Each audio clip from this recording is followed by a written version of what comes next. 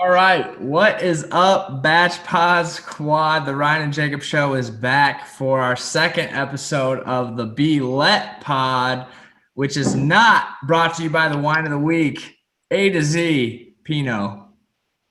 That's the one this week. All right, so let's get into episode 2. We got a lot to talk about. Let's get your initial thoughts on where we're at right now. Yeah, it was a good episode too. Nothing. I mean, we will get into all the exciting parts, but I think it's a slower season so far compared to the last couple of seasons on like the drama and the people just going crazy for the first couple episodes. So it's kind of slower in that realm, but it's a nice slow pace, and I enjoy it.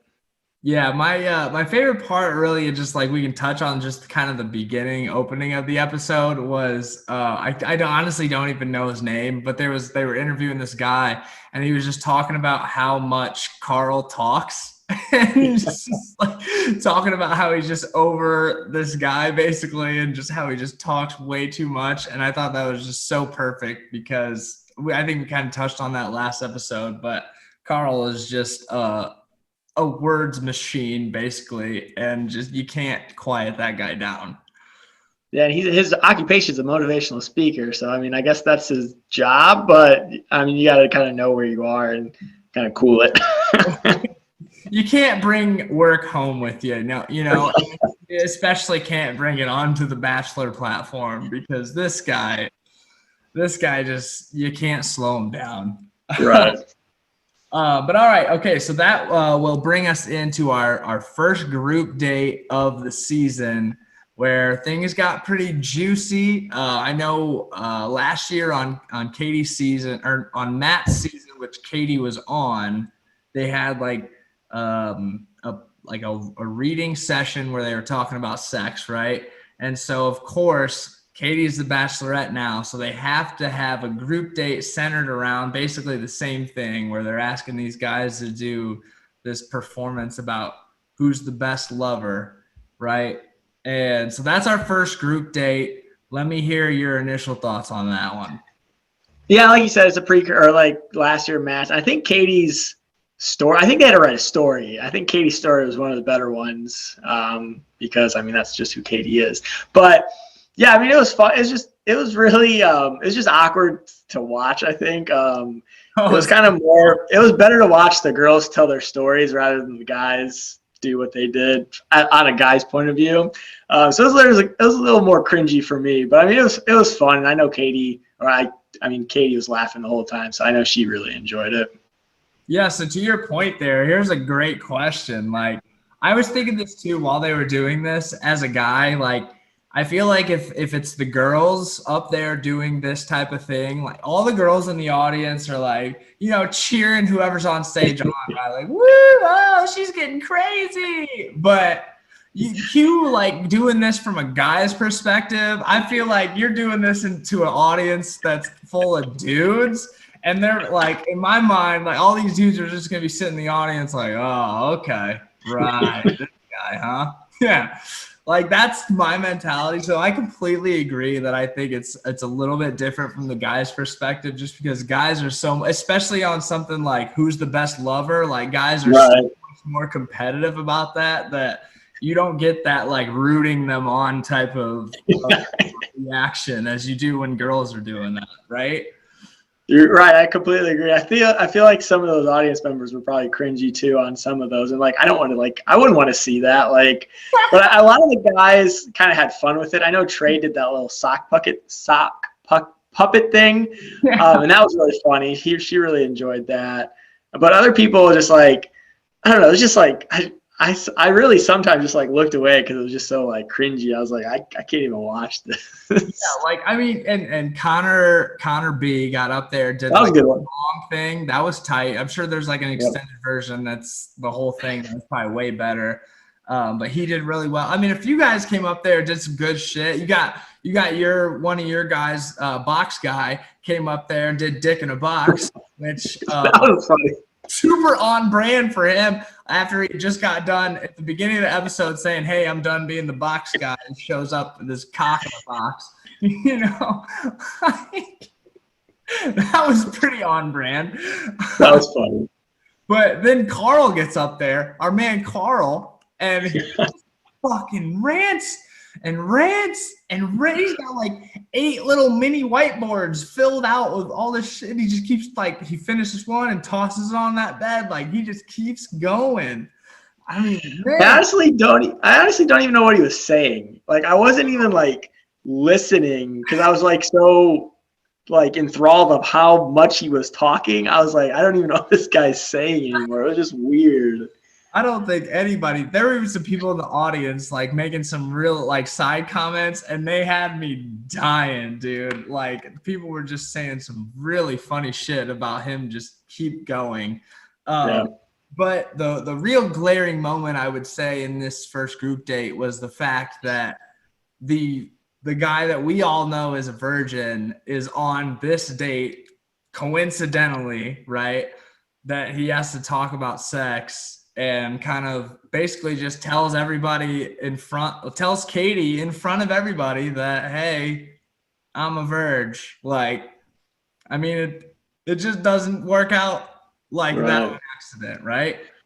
I mean, it worked out for him because I think he won whatever trophy, or I don't even know what they gave. But I mean, he did well. Like what he did was really, really like, I mean, it worked. And I know he was freaking out. I know it was funny because they did those questions before everything.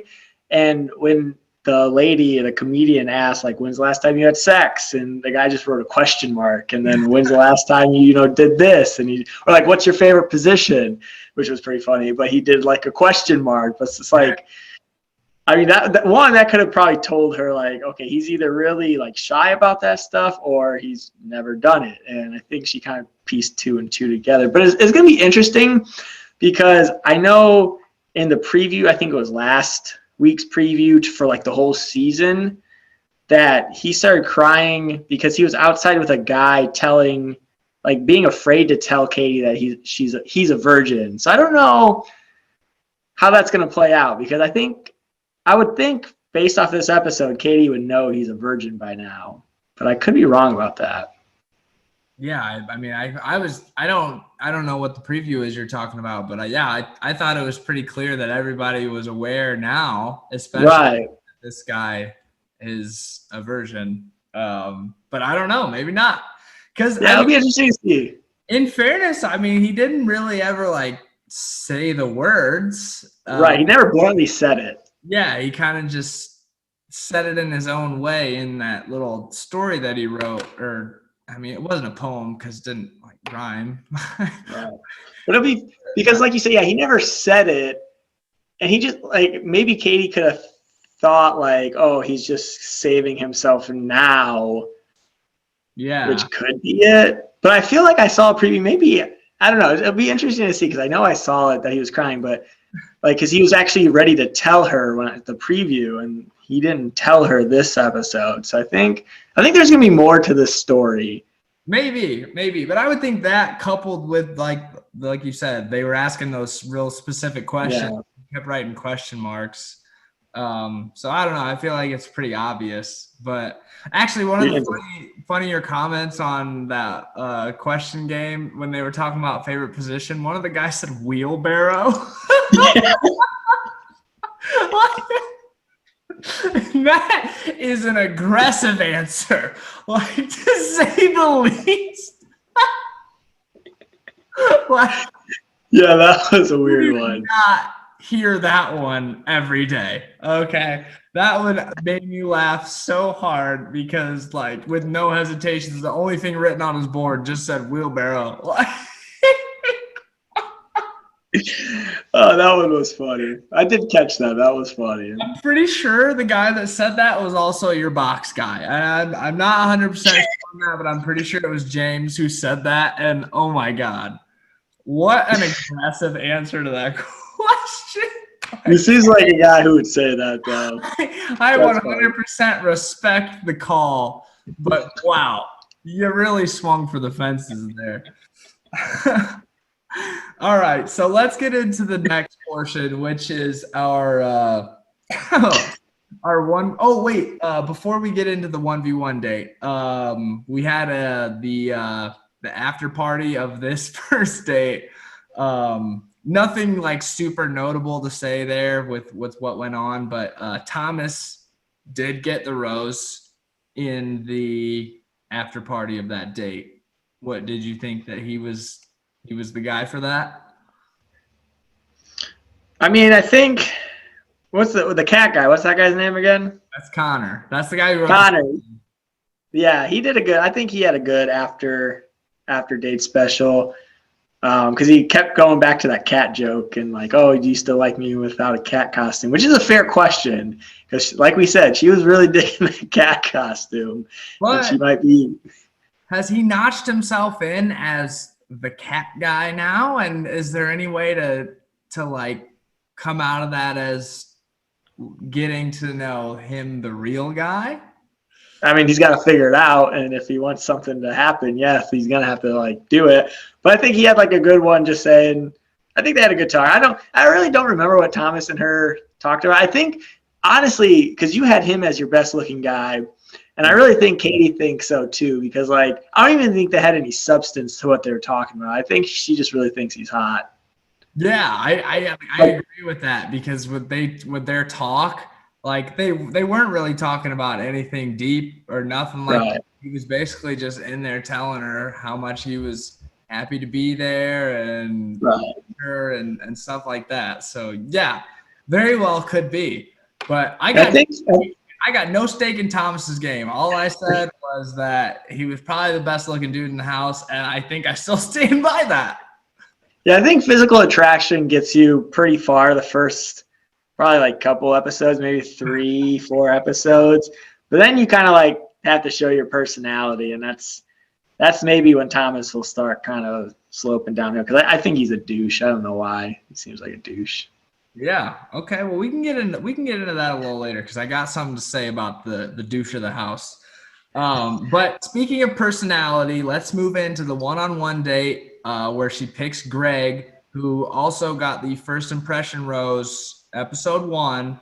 I mean, personally, I think Greg has one of the most standout personalities that we've at least been exposed to so far. Because I mean, we've seen him a lot just because he got that first impression rose. They showed him a lot on camera the first episode, and then he got the one-on-one. So we've seen a lot of Greg compared to other people to really see what their personality is. But as of right now, I think Greg might be a front runner in that department.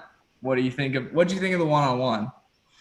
Yeah, I mean, I like how Katie did it. I like how he got the first impression rose and then he got the first date because you would think if you get the first impression rose, you would get the first one-on-one. I know Matt didn't do that. I know Matt gave, the first rose to like Abigail, and she actually never got a date the whole episode or the whole season, which was so stupid. But I like how she did it. You first impression rose, you get the first date. And then I don't know if we'll ever touch on this, but the guy who didn't go on the date, which was the father of that son, I forgot his name. Michael. That we both like. He didn't even get a date, but he was the first person, or he was the first person to talk to Katie on the right before the rose ceremony, like that, get together, which I thought was really cool of Katie too, because he's probably freaking out, and you talk to Katie first, and you can kind of like Katie said, oh. We were just so comfortable. So I like how she like played that whole, I think that's the right way to play it is what I'm saying. But the one-on-one, yeah, Greg's got to be a favorite.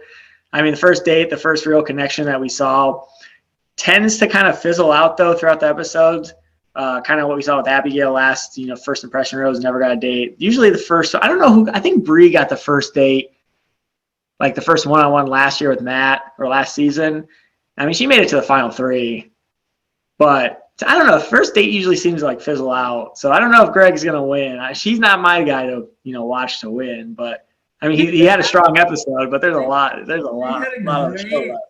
They had a great time, though. What do you mean? Like, they had the great date outdoors, right?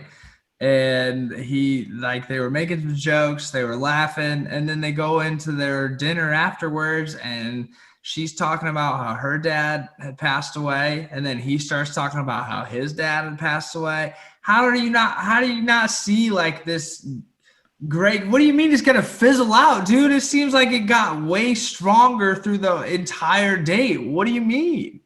Yeah, but then she goes on to like 8 more solo dates, and then the first guy kind of tends to get forgotten. The second guy kind of like it. You got to like if I was on this show and I was on this show with Katie, I would want to get like the 6th to 7th one-on-one date because one, the end is near and she's fresh on your mind, and you could just get stronger. Like if you get the first one, there are so many other guys that could be just as impressive. I mean, I'm not saying like Greg's date was very impressive, but if it were me, I'd want like a 6th to 8th one-on-one date just because I'd be fresh on the mind. You got to make it to be the 6th or 8th date. Like, at Yeah, least right. if you're getting the first or the second, even you're probably solidifying your time to like. Honestly, if you're one of these guys, your goal is to just make it to the next week. Like that's it. Like I got to make it from this week to next week, and then from there, I'll figure it out from there. But like in my head, that's you got to think about this 1 week at a time. And like first date or not, Greg knocked it out of the park on this one-on-one, and which I said. There, you can't just deny that fact. Right, which is why they had a great date. But if I'm looking at it, you're over here saying it's about to fizzle out. Like, what do you? It will fizzle out. I promise you, it will fizzle out. You know what? It will fizzle out. We're breaking schedule here. We're gonna stamp our way too early faves right now, and you know why? Because mine is officially being stamped as Greg. I'm taking. That's an easy vote. No way. It is an easy call, but you know what? Because you're over here talking this slander about my boy Greg. I'm taking Greg all the way to the finals, dude. I am on team Greg. You can stamp it. Let's go. Greg's winning this thing. That's an easy route. All right. Well, let's hear your superb call then for your stamped way too early fave who you think's about to win. Let's hear it. And just to like prove a point that was an easy call, I don't think when we did our top 3 early faves last episode, Greg was not even in your top 3. He wasn't. So that's just an easy cop-out route, which let me finish mine, which my guy that I'm about to say was my number 1 guy on my list. So I could have stamped it last week and still been confident this week with Andrew S., the football player. I think he's from Australia. I think he did a British accent, which I thought was hilarious. And he had a great day on the group date. So you kept saying that you have to like go 1 week at a time. When this was the second group date, which we'll get into, but he was the first one to console Katie after the whole ordeal. And that was the right thing to do. And he gets my stamp as the winner.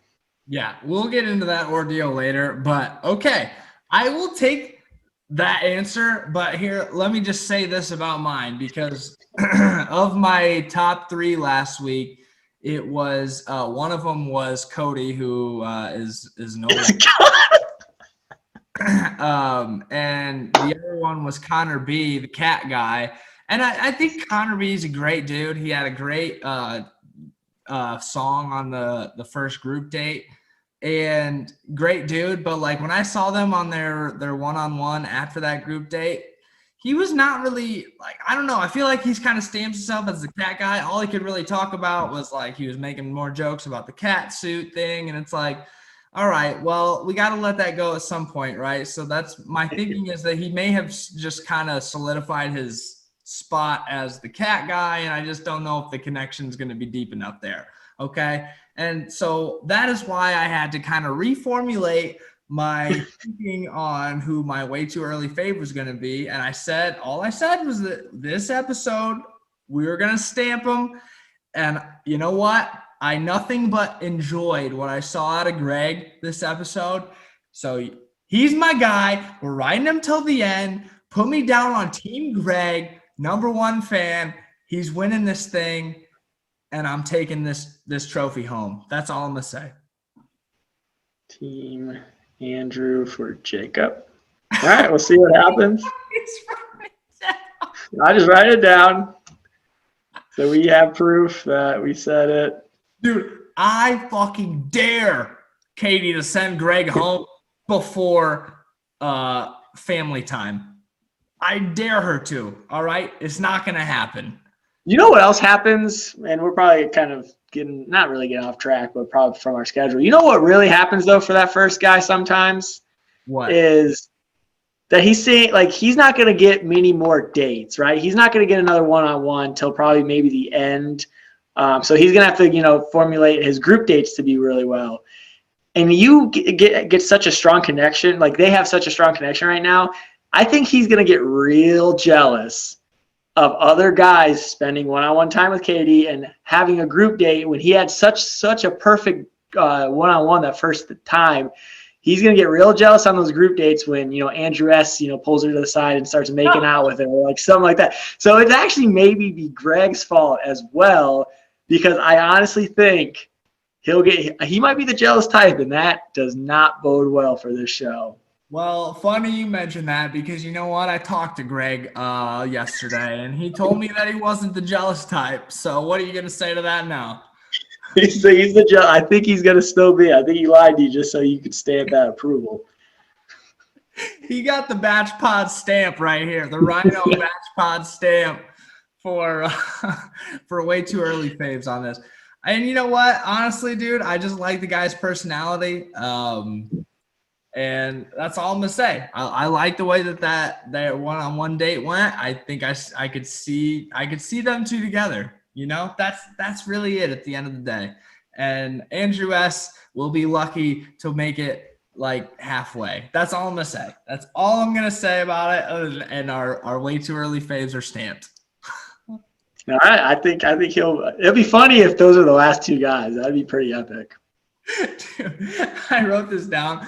One of my favorite things about when their one-on-one started with her and Greg was like, as soon as like he walked out to her, she pulled up in that truck.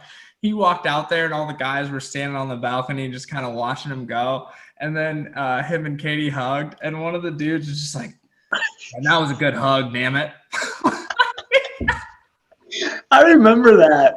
Because I told Cassidy that I thought it was kind of a weird hug because he like grabbed her head, I think. And I was like, that's a weird hug. And then the guy said, damn it, that's a good hug or something like that. And I just started laughing because that was funny. The only thing I could think at that moment was like, man, I wish I knew what guy said that, because that guy's my fucking favorite. Like, oh my God. That was funny. So funny. All right. So we've stamped our early faves. Yours sucks. Mine's awesome. We'll get into the second group date now, where we had a little bit of drama.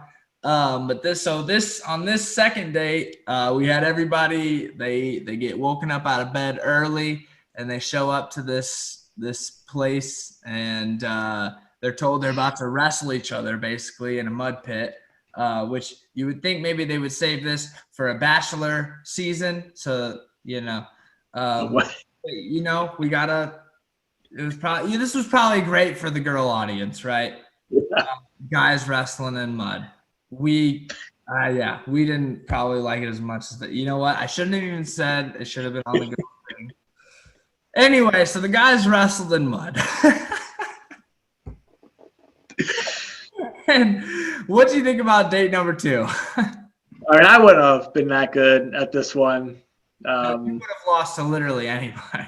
Yeah, I would have lost to probably Katie, so that's probably be embarrassing. But I mean, it was a good way to get the guys' shirts off and Katie to drool on that way. But I mean, the fights were fights. The last fight was the best fight, which was Aaron versus Cody. And you could just feel that tension, and Katie said it, and the two girls that was with Katie said it, and that fight was intense. Like that, they actually went at it, and but I mean the other fights were just, they're just mud fights, I guess. Yeah, it was what it was. Yeah. We loved seeing those dudes with their shirts off, though. Okay, so after that, the shirts off. So after that, Aaron has like a little sidebar conversation with Katie, right? So he won. What? Because he won. the whole thing. He got the belt buckle. Good call. Good call. So Aaron won and got to go have a conversation with Katie, a little one-on-one, probably planned by the producers because all of this tension was very noticeable from everybody.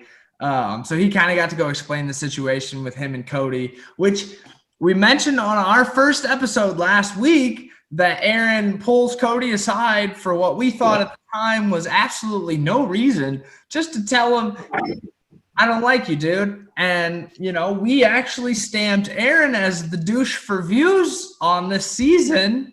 But then after this episode, we find out they actually know each other outside of the show.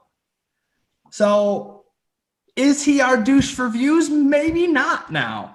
Let me get your thoughts on that. No, he's not a dude. Because, we'll get probably into this too.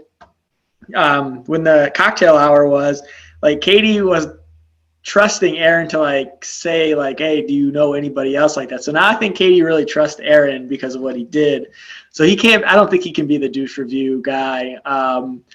That title is going to have to be switched to somebody because now you know that they knew each other and Aaron just doesn't like how Cody acts and what his intentions are. And if you remember Matt's season last year, Katie she wasn't the same way, but she let Matt know all the drama in the house. And I think she really, really appreciated when Aaron did that, was the first one to do that. Yeah, I agree. I was thinking the whole time after that happened, I was like, oh shit. All I can think about is that we were wrong on our douche for views call there. Definitely thought Aaron was dick on the first episode, but yeah, once we get a little bit of the backstory, which would have been great to know on episode 1, it kind of makes sense, right? So then Cody kind of seems like the douche, but also he did a terrible job at defending himself. So yeah, he was either Aaron was just spot on and sniped him right out of the competition, or 2, this dude just has no type of situational awareness to answer for what's going on. He just seemed so nonchalant about everything when Katie was bringing all this up to him. Yeah, and Katie said that his demeanor was if somebody accused me of something that I didn't do, you would be going crazy. You'd be like, no, that wasn't me. That was, no way. That's not who I am. But this guy was just huh. Yeah. Or he wasn't he wasn't even saying anything. He wasn't defending himself. So he was just kind of taking the punches. And it kind of makes me feel like Katie, or Aaron and Katie were kind of right. If it was a snipe, and if it wasn't a snipe, then I'm glad he's out of the competition. Yeah. She was just telling him all the stuff that Aaron brought up, and he was just no kidding, huh? Yeah. You said all that, right? He's just that's what it looked like. Don't say.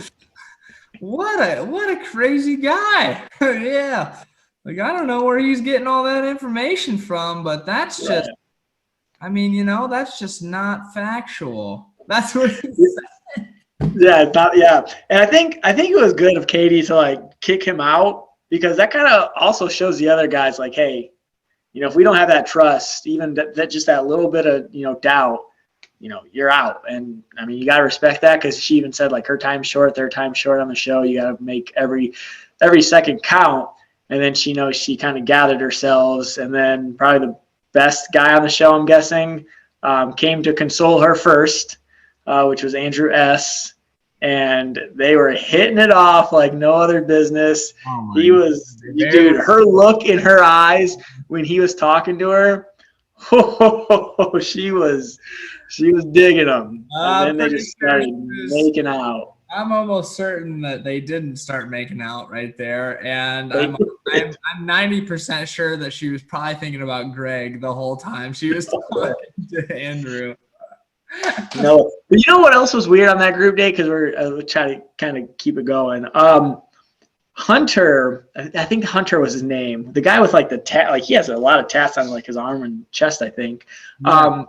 But he wrote a letter to Katie. Yeah. About how he wants to spend time with Katie, but he gives her a letter to read on the time. Like like if I were him, I would have went like, spend a good, 5-10 minutes, however long they get, talking about their feelings, and then giving the note to Katie, be like, oh, read this at night, or like read this when I'm not around you. But he kind of just like, I think he took a weird direction. I thought that was kind of weird.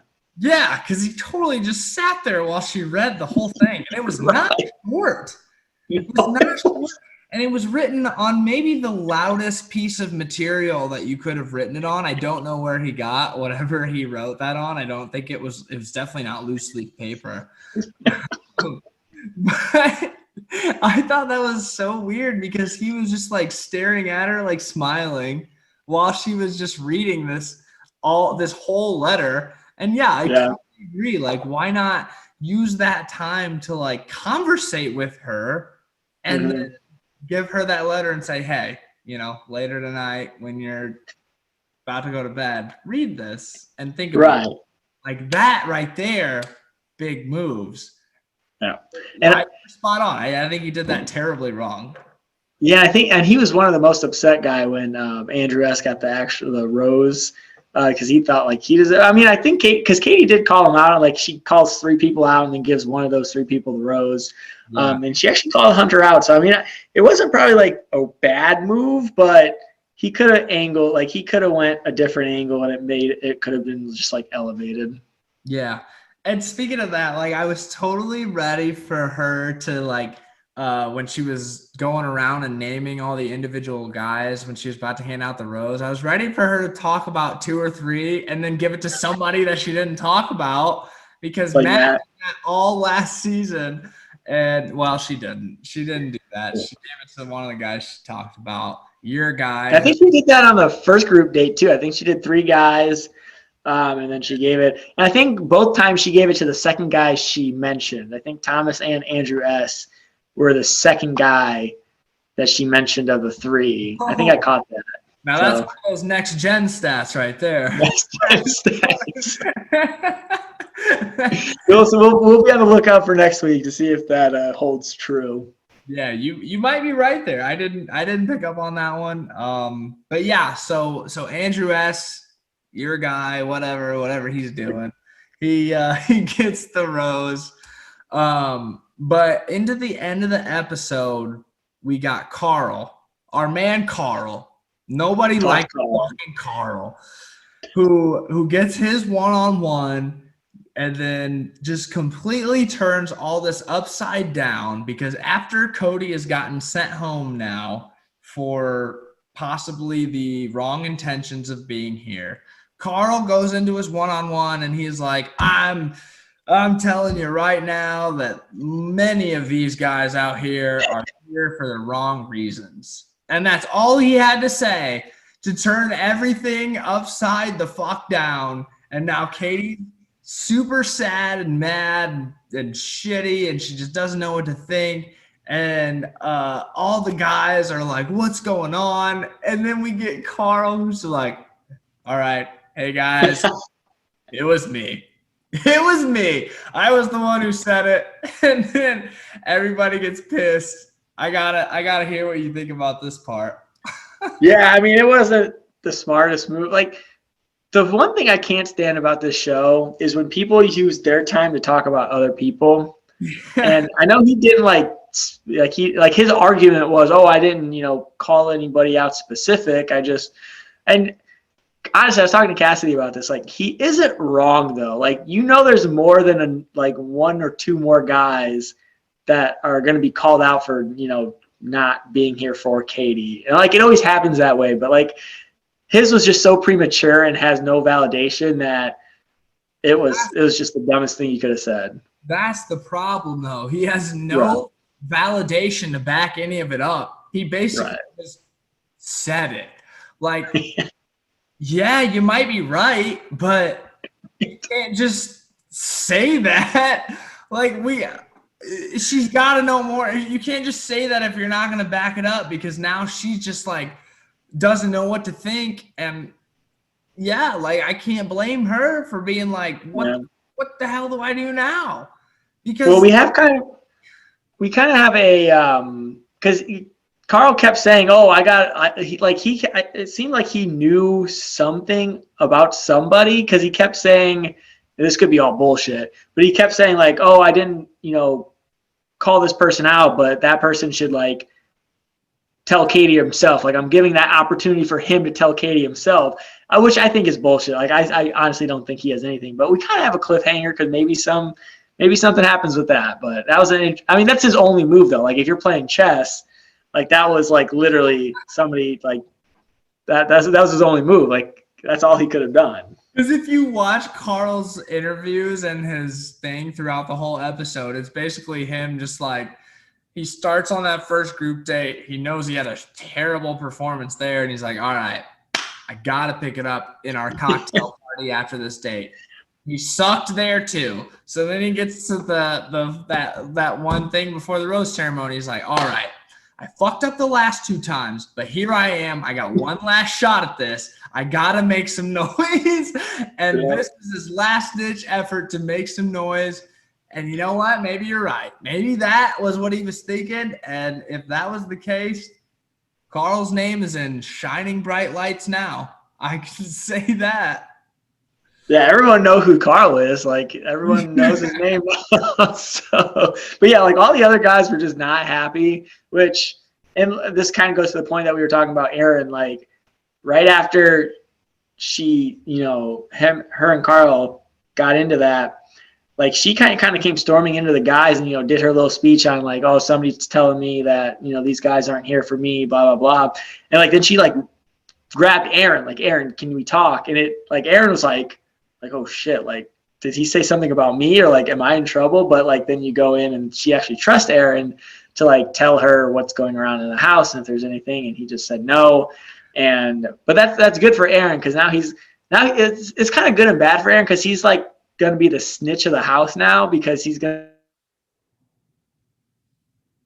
to tell Katie everything, and I know the guys are going to somehow figure it out. He's going to be hated on big.